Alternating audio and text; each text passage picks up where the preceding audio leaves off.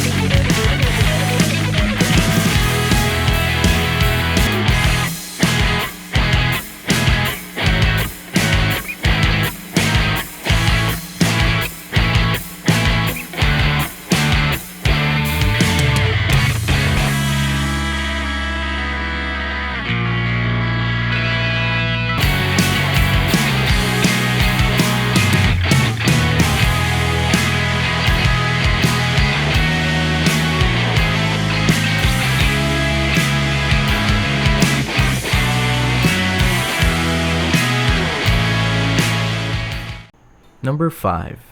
Riffs for Midnight Moonlight and Tanging Halik have been made long before I released QC Pop, or long before I released any music at all. I used to have a SoundCloud where I uploaded short demos, and here are the early recordings for Tanging Halik and Midnight Moonlight.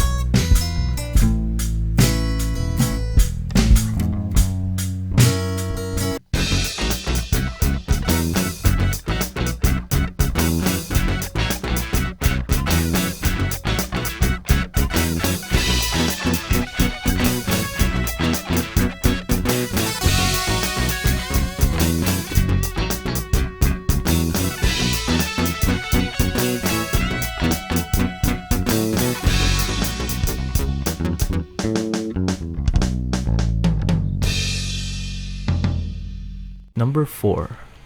All the plugins I used for Quezon Citypop are free. For guitars, I use Amplitude 5 free edition. For bass, I used Lost in the 70s bass amp sim. For drums, I used RT7070, as well as Slate free drum set for the cymbals and toms. Synthesizers, I use a bunch, but for what I can remember, I mainly use Tyrell NUHE, T-Zone Classic, and Labs by Spitfire. Number 3. Quezon Citypop is not actually city pop. I think a lot of you guys figured that out very early on. It's just that while making the EP, I was listening to a lot of city pop, and you can hear a lot of city pop influences on each song. The opening of Midnight Moonlight is inspired by the opening of Michiteyu Talwon. I'm not sure if I'm pronouncing that correctly.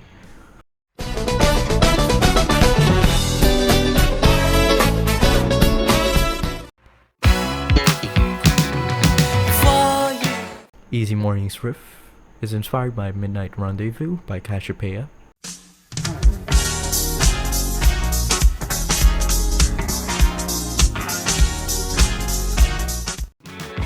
This is how it all begins.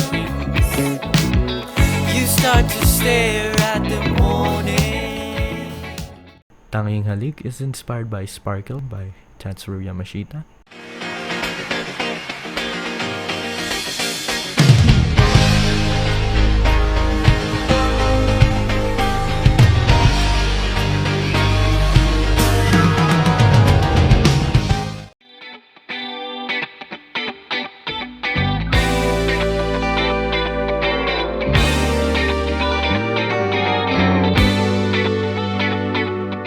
Pretty Japanese was inspired by Mai Yamane's, I hope I'm pronouncing that correctly, Tasogare.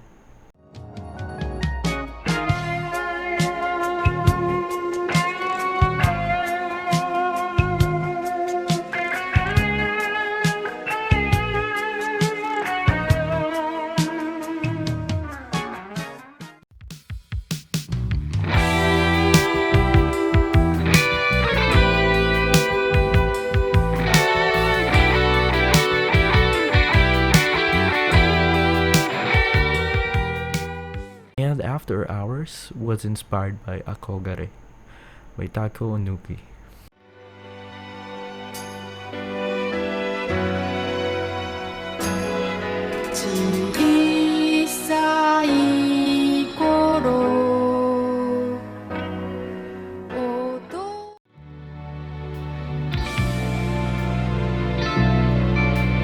At the end of the day, you'll find me laying across the room where I remain forever free from.